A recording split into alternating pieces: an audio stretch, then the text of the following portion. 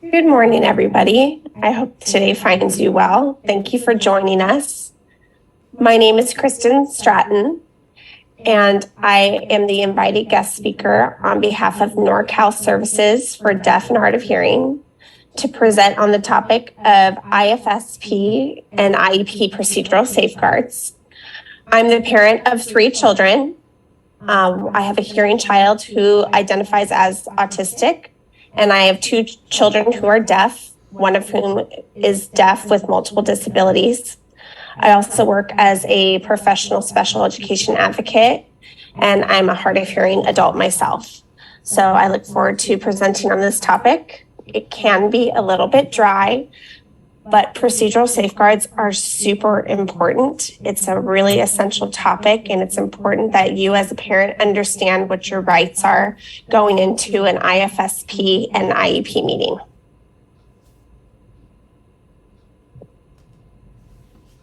So we'll be discussing the laws that govern IEPs and IFSPs. That's the Individuals with Disabilities Education Act. An IFSP is an individualized family service plan, and an IPP is an individualized program plan. I'll explain what all of those things are later in the presentation. We'll be discussing the role of regional center in both of those documents. Then we have our IEP, the Individualized Education Plan, or it's sometimes referred to as an Individualized Education Program. And that's governed by the local educational agency. And that's your local school district, sometimes your local county office of education. And we're primarily focused today on the Deaf Plus community. And that's our deaf, hard of hearing, and deafblind individuals who may have or who are known to have developmental delays or disabilities. So IDEA Parts C and B, those are the components of the Individuals with Disabilities Education Act that control early intervention for children ages 0 to 2 and special education and related services for children and adults ages 3 to 22.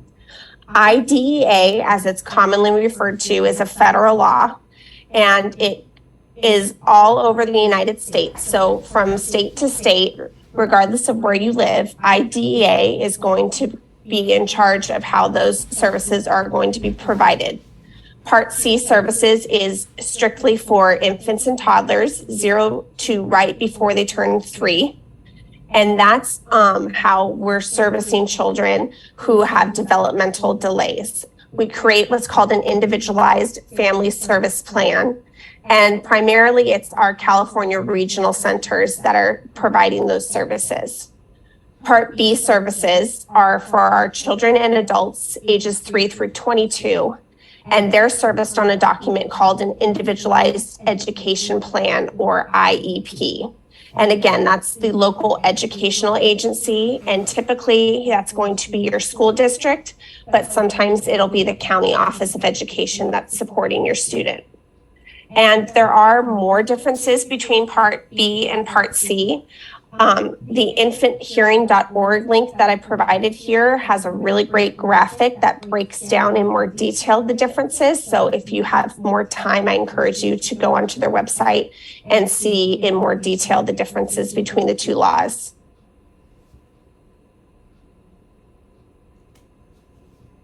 Okay, so IDEA Part C is all about early intervention. The part that helps me remember what's about Part C and early intervention versus Part B for older children is, I think, C for critical. It's critical that we provide early intervention for infants and toddlers. So that's the way that I like to think about it. So regional centers and IDEA. Regional centers play a very critical role in providing those early intervention services. They are actually nonprofit private corporations that contract with the Department of Developmental Services, and they are tasked with coordinating services and supports for children and later older children and adults with developmental disabilities.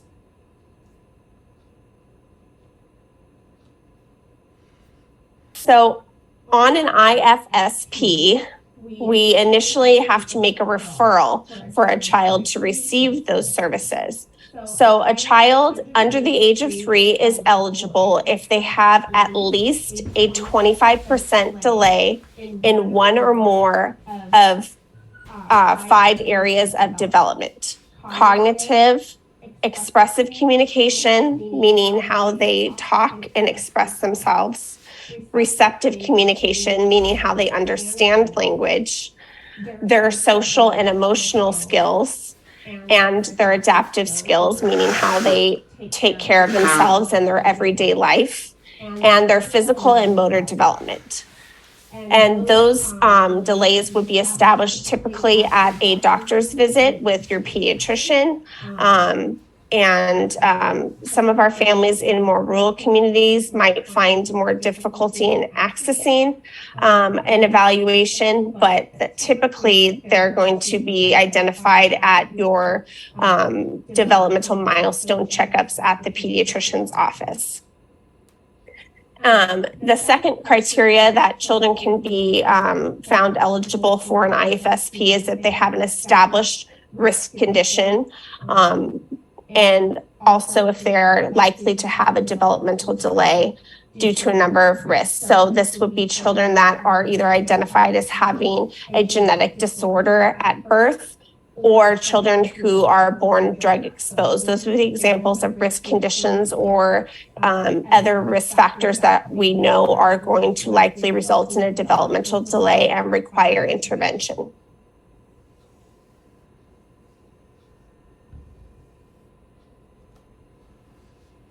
So the referral process, it has to be completed within 45 days from step 1 to step 5. From step 1, there's a referral made to regional center. That can be made by the parent. It can be made by the child's doctor.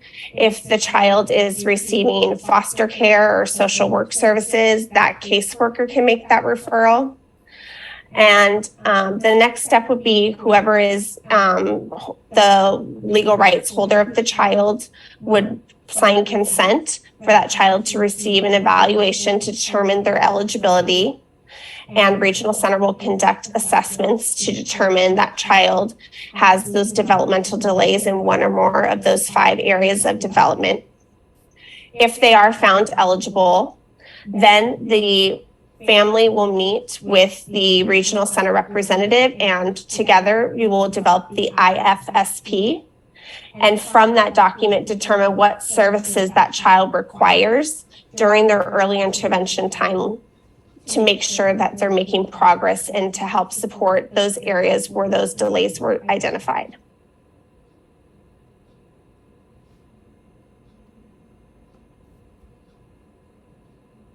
So you have rights anytime you're receiving early intervention or special education through the school district. IDEA affords rights to parents throughout the entire process from birth all the way to age 22. During an IFSP, the evaluation process must include some sort of evaluation instrument, meaning we have to use some sort of measurement to determine that 25 or more % delay. Parents must be involved, or guardians must be involved. So there must be an interview with the family or guardians.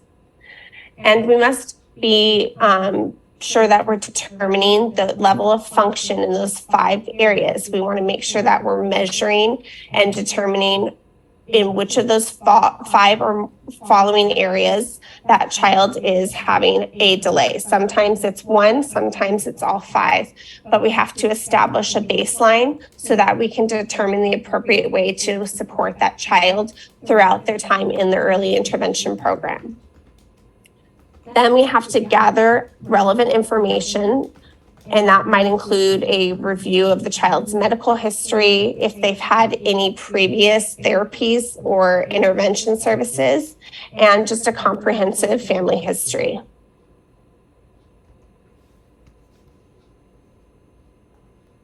Okay, our IFSP meetings and services is where we develop and determine what is required. So an IFSP meeting is going to typically take place in the home. Part C requires that services provided to an eligible infant be taking place in the natural environment, and for most children that is taking place in their home. Some services can be occupational therapy. If it's a deaf child, they might have a teacher of the deaf coming into their home. There might be speech therapists coming into the home. So the caveat is that sometimes a child who only has hearing loss or only has cerebral palsy, so those are things called low incidence disabilities. Sometimes those children are serviced by their local school district and not by regional center. So sometimes those children are reluctantly served in the home, and sometimes the school district chooses to offer services at their facility. But the way the law is written, it's supposed to be in the natural environment. But typically, if regional center is supporting the child, and that's the majority of the time, those services are going to take place in the child's natural environment, which is their home.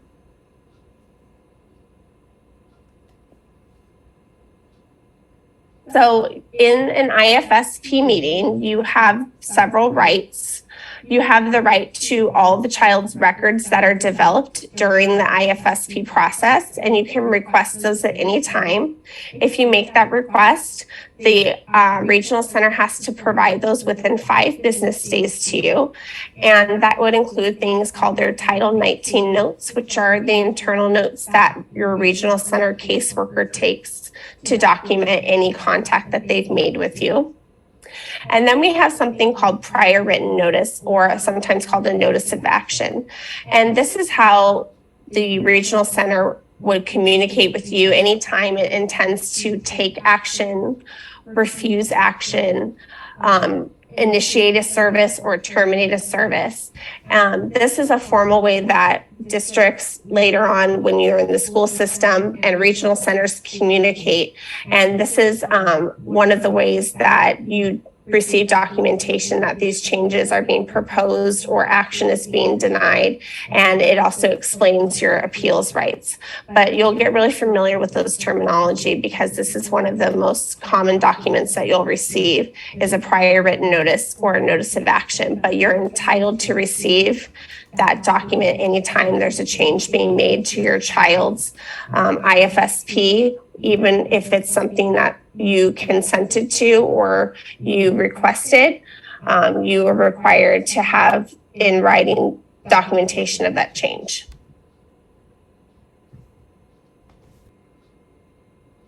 Okay, so sometimes when we make requests, we don't agree.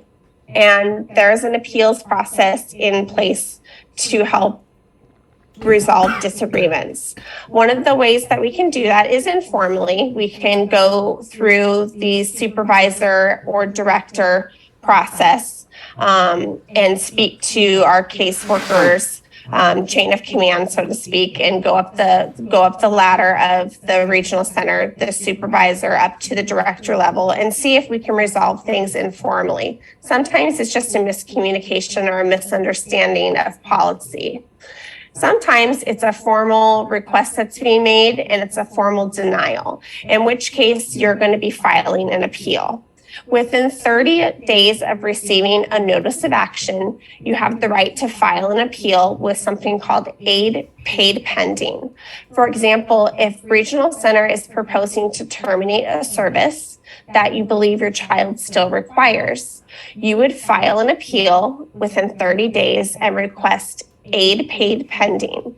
And what that does is it locks in your child's right to maintain access to that service until the dispute is resolved. After 60 days, within 60 days of a notice of action, you can file an appeal.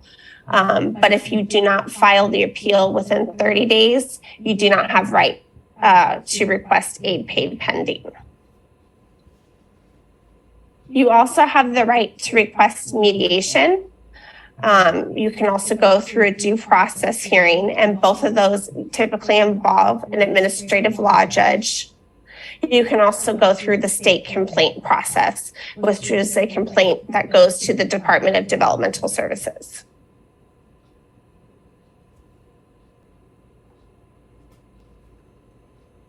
Okay, so when your child is approaching the age of 3, we're going to be preparing to transition them from their IFSP to an IEP. And that is all predicated on whether or not they are eligible for an IEP. And so what happens is at least 90 days before your child turns 3, Regional Center is going to make a referral on your child's behalf to your local school district where you reside, and let your child's school district know that they need to be assessed to determine if they are eligible for an IEP and receive special education and related services from age 3 on. Then on the regional side of things, what they're going to do is they're going to look at your child's eligibility under Lanterman Act. So after the age of 3, for children in Regional Center, there's only a very limited number of eligibility categories where a child can maintain services as a Regional Center client. There's 5 categories. They have to either have autism, epilepsy, cerebral palsy, intellectual disability, or 5th category where they're impacted in a way that manifests like an intellectual disability. And in addition to having one of those designations, they also have to have a substantial disability in 3 or more major life activities. So it's not just that they have an autism diagnosis. That autism diagnosis must also substantially disable them in 3 or more major life activities. If they're found to be eligible in that way, then after the age of 3, they will maintain eligibility as a Regional Center client. And then simultaneously, the school district is also going to assess them to determine if they're eligible for an IEP. If your child is not found eligible for Regional Center services under the Lanterman Act, file an appeal. Worst case scenario, the appeal process also finds that your child is ineligible, but it's always worth trying to appeal.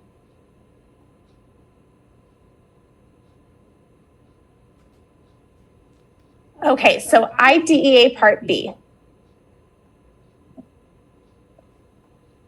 This is the part of the law that's for children 3 to adults age 22.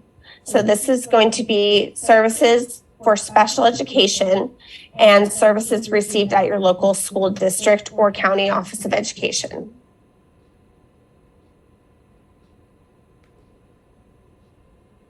So an IEP is a legal document. It's part of IDEA still. And under IDEA Part B, we have 13 eligibility categories.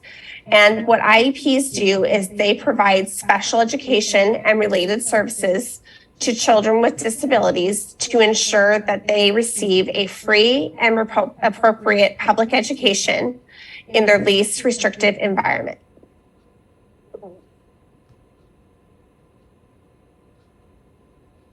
So we have very strict timelines here in California regarding assessment to determine eligibility for special education.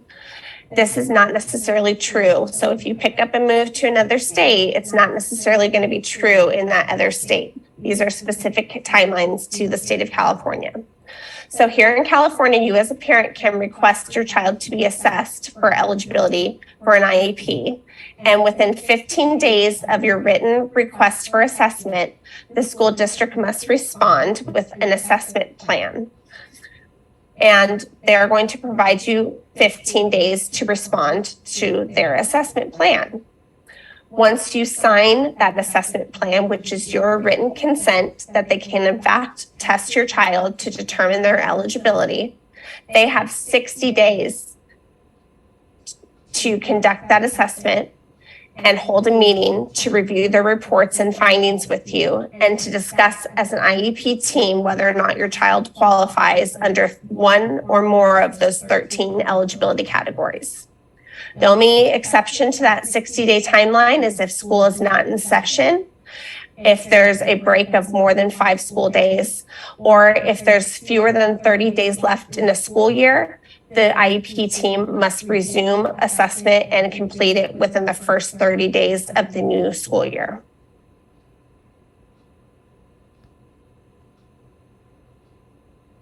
So as a parent, you have the right to request copies of all reports in advance of your IEP meeting, and you should do this. And school districts are required to provide those at no cost to you upon completion of assessment and before the meeting. You also have a right to have them in your native language if English is not your first language. I will be honest with you though, that is very difficult to get and very often a problem for our non-native English speaking families to receive. If that is something that you're struggling to access, please file a complaint with the California Department of Education. So sometimes when we do assessments, we don't agree with the results. Then we have a right to what's called an IEE, or an independent educational evaluation. This means that the school district did tests on your child, a psychologist, a speech pathologist, an occupational therapist, many other people on that team may have done testing, and you as the parent or guardian disagree with the results. You can make a request for an IEE in writing, and that affords you the right to a one-time at public expense repeat of that assessment.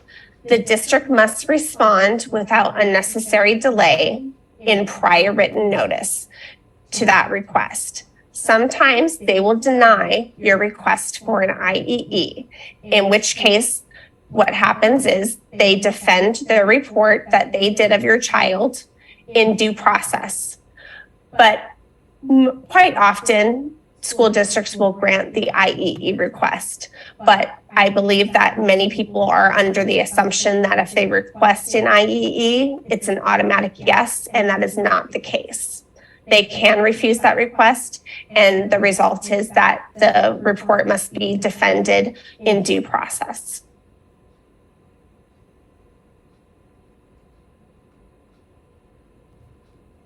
So an IEP meeting is held at least once a year, and a child is reassessed to determine their continued eligibility for an IEP every 3 years. You have the right to request a meeting at any time, and the IEP team must hold that meeting within 30 days of your written request. There's no such thing as an emergency IEP meeting. I hear people say that, call an emergency IEP, call an emergency IEP. That's not a thing. It doesn't exist. They have 30 days to hold a meeting from your request. Now, if it's an urgent matter, sometimes teams are very accommodating and will try to get a meeting on the calendar right away, but they still have 30 days to hold that meeting from the date of your written request.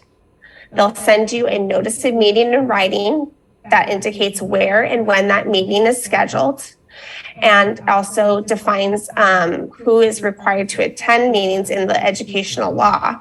So if you believe that someone is not present at that meeting that should be required, you are correct. There are required team members that must be in attendance at IEP team meetings. And parents must be given sufficient notice at the parents must be given sufficient notice of scheduled meetings in order to attend. The law is very, very clear on the importance of parental participation in IEP meetings. And so when teams often try to say, well, we only hold meetings on Thursdays, this is the only time we do IEP meetings, the law is very clear that we must accommodate working parents who need to have advance notice so that they can get childcare, so that you can meaningfully participate in that IEP development process. So prior written notice, here we are talking about prior written notice again. This is a very, very important right that you have. Again, anytime there is a proposed action to change something or a refusal of a request that you've made, the document must thoroughly explain why it is that that decision was made, and it must be in detail. It can't just say, you made this request on such and such date and we're saying no. It must indicate why it was the rationale for that school district's decision. So there will also be times when we are using that prior written notice to indicate a reason for doing an evaluation, a change of placement. But there's lots of reasons why we use prior written notice. It's a very important tool to communicate when we're trying to formally document any sort of proposed change or refusal of action or proposed action that we want to take with regard to the child's IEP. And within time frames, specifically 15 days prior written notice is required for assessment requests. When a parent is requesting prior written notice in response to, let's say you're requesting a specific service be increased for your child, there is not a defined timeline. The law says it's a reasonable time, and case law works that out to be around 30 days. And then for IEEs specifically, the law says without unnecessary delay, which case law again would call that around 30 days. Educational records, again, you have a right to all the documents that are developed and become part of your child's comprehensive file during their time in their public education. So just as before when you were with Regional Center, you have the right to access your child's comprehensive educational file when they're in the public school system. The same timeline applies here also. Within 5 business days of your request, you can actually make this request both orally or in writing, but I always recommend parents put everything in writing.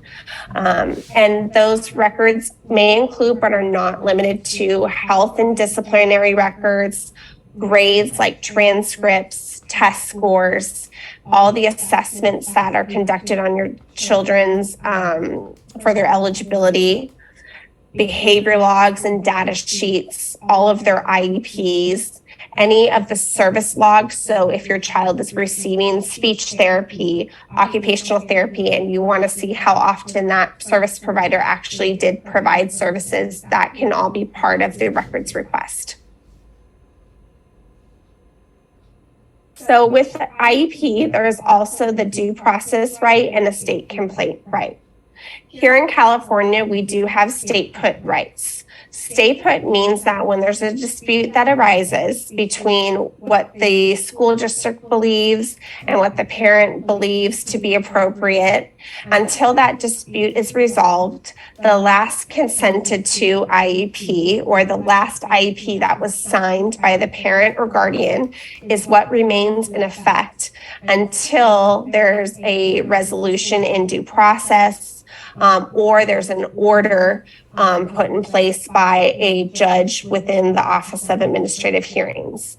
But we don't always have that protection in other states, but here in California, we do. We also have the right to go through due process, which is when you would file with the Office of Administrative Hearings. We have the right to have a resolution session, which is more informal, to try to see if we can come to an agreement prior to involving a judge at mediation and hearing. If that's unsuccessful, then everything that was discussed in resolution would be considered confidential and not be part of a mediation. And then you would go through with the mediation process with a judge. If that's not successful, then the next step would be going to hearing. And by then, typically there's an attorney involved, but not always. And then you also have the option to file a state compliance complaint. And the California Department of Education has a 60-day timeline from the date that it receives a complaint to investigate and issue a decision with regard to the remedy. So another thing I want to make mention of specific to our deaf and hard of hearing families is language access rights. So our children who are signing, our children who have deaf parents who sign, both of you have the right to have your native language rights honored in the meetings and in the services that your child receives. In IEP meetings, you do not have to bring your own interpreter. In an IFSP meeting or later, if your child maintains eligibility with Regional Center and you have an IPP, you do not have to provide your own interpreter. You are entitled to one in order to participate in all of those meetings. Your child similarly has language access rights as well, both in an IFSP and an IEP. So these are some wonderful resources available that better explain in great detail your protections under all the laws. But I want to make mention specifically of the deaf advocacy letters from the National Association of the Deaf. They have pre-printed letters that very specifically define all of the legal obligations by various organization types. So if it's a medical professional versus a educational entity versus a public access place like a restaurant or an entertainment venue, they have a wonderful catalog of letters that you don't have to reinvent the wheel. You can just literally go on their website and download the letter and send it to the school district, and it entitles your child and you a right to communication access. The other document that's very important here I want to point out is the effective communication document from the Department of Justice, which outlines the obligation of the school districts to protect your child's right to effective communication. So very often people assume that because your child has an IEP, that means that their protections under the Americans with Disabilities Act are no longer in effect, and that's just not true. Your child is simultaneously protected by IDEA and the ADA.